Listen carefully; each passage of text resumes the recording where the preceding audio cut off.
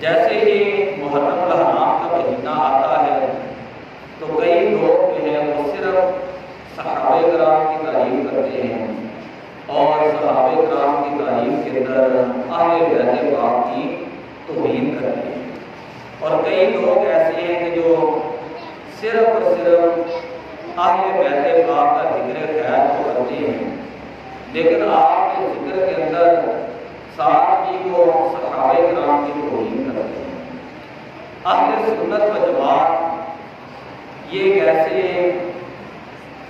حضور علیہ السلام کے دین کا پرچار کرنے والے لوگ ہیں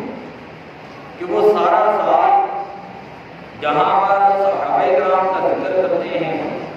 وہیں پر ساتھ ہی اہل بیت پاک کا ذکر بھی کرتے ہیں۔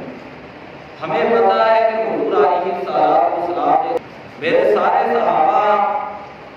وہ ہدایت کے ستارے ہیں، تم جن کی بھی پیروی کرو گے ہدایت پاؤ گے، اور حضور علیہ السلام نے اپنی آل اور اہل بیت کے حوالے سے ارشاد فرمایا کہ میری اہل بیت کی مثال وہ کشتی نوح کی طرح ہے، میری اہل بیت کی مثال ہے کشتی نوح کی طرح ہے، پر راکبہ نجا، جو اس کشتی کے اندر سوار ہو گیا اس نے نجات پا لی۔ صحابہ کو ستارے کیوں کہا گیا اور اہل بیت کو کشتی کیوں کہا گیا؟ میں چھوٹی سی بات کر کے آگے چلتا ہوں۔ پہلے دور کے اندر جب سفر کیے جاتے تو لوگ کشتیوں کے اندر دریاؤں کا سفر کرتے تھے، اور جب کشتیوں کے اندر سفر کرتے جب رات آ جاتی تو رات کے وقت وہ ستاروں سے رہنمائی دیتے تھے۔ پہلے دور کے اندر اس طرح کوئی کتب نماز ہوتے نہیں تھے،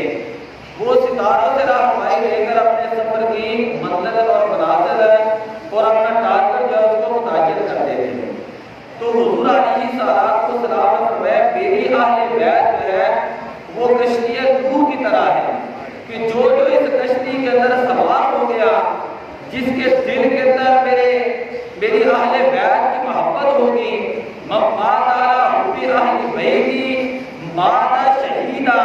و مات مومنہ، میرے آقا صلی اللہ علیہ وسلم نے فرمایا جو میری اہل بیت کی محبت رکھتے ہوئے دنیا سے جائے گا تو اللہ تعالیٰ اس کو ایمان کی موت عطا فرمائے گا، اللہ تعالیٰ اس کو شہادت کی موت عطا فرمائے گا۔ اور صحابہ کے بارے میں میرے آقا صلی اللہ علیہ وسلم نے قیامت تک اصول بتا دیا کہ لا تسبوا اصحابی، کوئی شخص تم میں سے میرے کسی صحابی کو برا بلا نہ کہیں،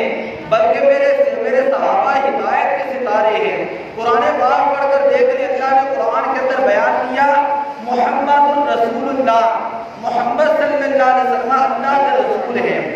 والذین معہ، اور جس کا تعلق نبی کی ذات کے ساتھ ہے، اشداء علی الکفار،